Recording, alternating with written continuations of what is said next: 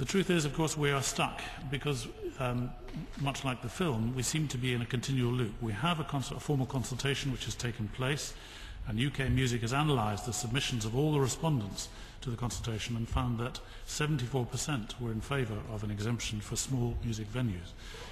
And these include some local authorities. Oxford City Council, for example, in welcoming the proposal said, "We believe that the proposal fully reflects the need for small venues to provide live music should they choose in order to generate much needed streams of revenue and provide much needed diversity. The measures proposed to uphold the licensing objectives seem to be both proportionate and fair." Well, you can't really say much more than that, can you? But although I think the previous government were intending to move on this, the general election intervened, and as we've been told, rather surprisingly perhaps, the coalition agreement includes this undertaking: we will cut red tape to encourage the performance of more live music.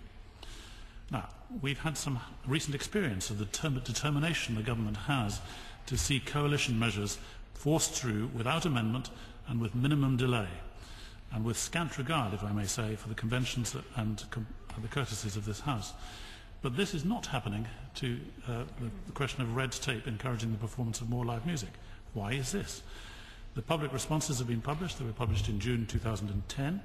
And in response to Don Foster MP, the Parliamentary Under Secretary of State for DCMS, John Penrose, as already has been quoted, said, "We are committed," this is June 2010, "to moving as fast as positively as we can towards better arrangements for the performance of live music in small venues." Now, the same minister, in response to Mr. John Whittingdale, has also floated the idea that there might be a broader and potentially more radical solution to the problems which this bill is intended to suggest. And maybe that's another reason why we are having continuing delay. But it does seem rather odd at this late stage in the process, after given so much time and given so much lobbying and given so much unanimity, as we've heard, around the industry and the users, for a raw radical solution. But we now go forward, as we've heard, to January 2011, where the Minister is saying the government are currently considering options to remove red tape from live music and other entertainment. I hope to be able to announce our conclusions, including the timetable reform, shortly. In correspondence with the Live Music Forum, Mr. Penrose said that finding an answer that solves the problems without opening unwanted public safety loopholes elsewhere isn't easy. The same press source has reported that the Local Government Association has been lobbying against loosening restrictions, arguing that it could cause public disorder.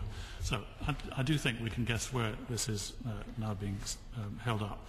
So, in June 2010, the government were committed to moving as fast and as positively as it can, with a minimum of further consultation. But it's now March 2011, so we're hardly setting the heather alight, even on the A68. Maybe I am right that we are in Groundhog Day. So, my question to the Minister to inform the House, please. When will the coalition agreement's commitment to cut red tape be enacted?